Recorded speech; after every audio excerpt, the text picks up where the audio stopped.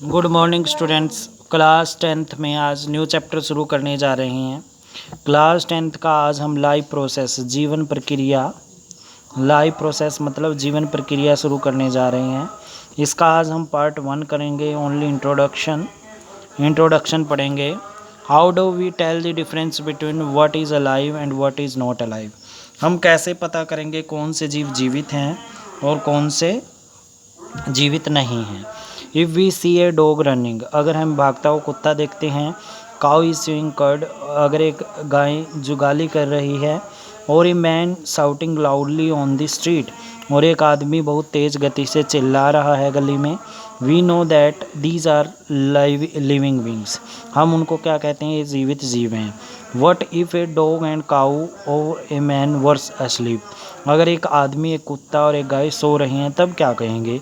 We would still think that they were alive, क्या हम सोच सकते हैं कि ये अब भी जीवित हैं। But how did we know that, हम कैसे जानते हैं फिर ये जीवित हैं। तो we see them breathing and we know that they are alive, हम जानते हैं कि वो सांस ले रहे हैं इसलिए वो क्या है, जीवित हैं।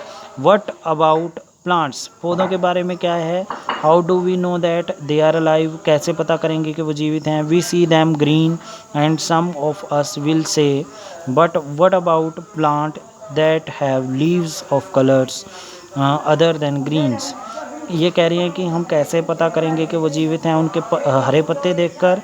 सम अस ऑफ विल से, कुछ हम में से कहते हैं कि अगर कुछ पौधों के पत्ते अलग कलर के हों, हरे से अलग, they grow over time so we know that they are alive, और वो समय समय पर बढ़ते दिखाई दें तब कहेंगे कि वो जीव हैं।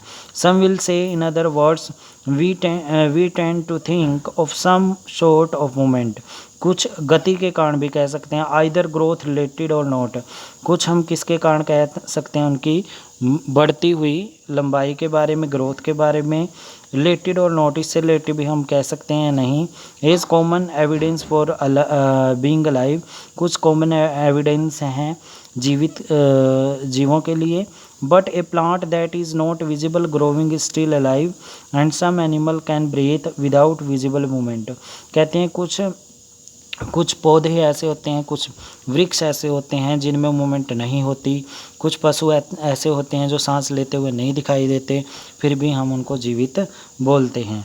So using visible movement is defining characteristic of life is not enough, movement की वजह से हम सिर्फ उनकी लाइफ की विशेषता नहीं बता सकते कि वो जीवित हैं या नहीं जीवित हैं। Movement over very small scale will be invisible to the naked eye, कहते हैं मूवमेंट को हम सिर्फ नेक्ड आई से नहीं देख सकते हैं। मूवमेंट ऑफ मोलिक्यूल्स, अगर मूवमेंट ऑफ मोलिक्यूल की बात करें, मोलिकुलर मूवमेंट की बात करें, ठीक है, उसको हम किससे नहीं देख सकते। Invisible molecular movement necessary for life, invisible movement भी देखना बहुत ज़रूरी है जीवन के लिए। If we ask this question to professional biologist, अगर हम प्रोफेशनल बायो वैज्ञानिक से बात करें, they will say yes in fact viruses do not show any molecular movement in them, viruses होते हैं जो उनमें कोई मोलिकुलर मूवमेंट नहीं होता। दे इन्फेक्ट सम सेल्स, वो कुछ ऐसी कोशिका होती हैं हमारे अंदर जिनको इन्फेक्ट कर देते हैं, प्रभावित कर देते हैं।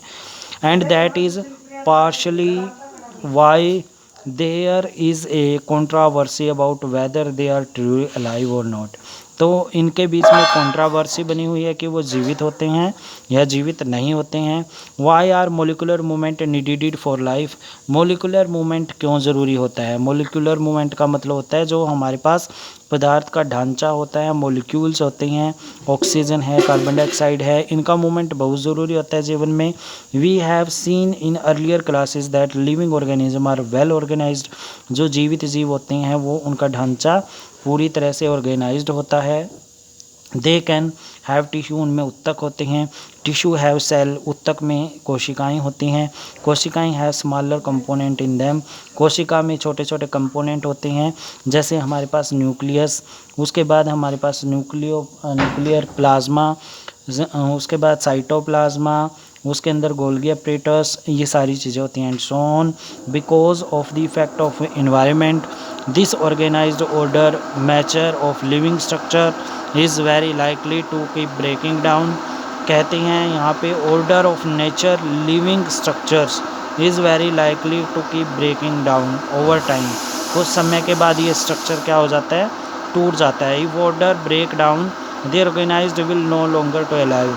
अगर ये टूट जाता है फिर वो जीवित नहीं रहती, वो क्या हो जाती हैं, डेड हो जाती हैं। So living creature must keep repairing and maintaining their structure. अगर वो फिर भी जीवित हैं तो अपने आप को रिपेयर करेंगी, वो दोबारा से बनाएंगी। मेंटेनिंग देयर स्ट्रक्चर, वो अपने स्ट्रक्चर को मेंटेन रखने की कोशिश करेंगी।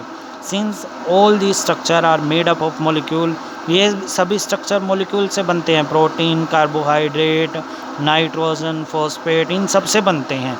दे must move molecule around all the time, और ये मॉलिक्यूल हर टाइम मूवमेंट करते रहते हैं। What are maintenance process in living organism, let us explore. Maintenance क्या होती है लिविंग ऑर्गेनिज्म की, इसको हम डिटेल में पढ़ते हैं। आज के लिए हम इतना ही करेंगे। इससे रिलेटेड क्वेश्चन आंसर देखते हैं। इस लेसन के सभी वर्ड ट्रांसलेशन मेमोराइज करने हैं। बहुत सारे ऐसे वर्ड आएंगे इसमें जो आपको याद करने की ज़रूरत है। आज के लिए सिर्फ वर्ड ट्रांसलेशन ही आप सबने मेमोराइज करनी है। Okay dear students, have a nice day.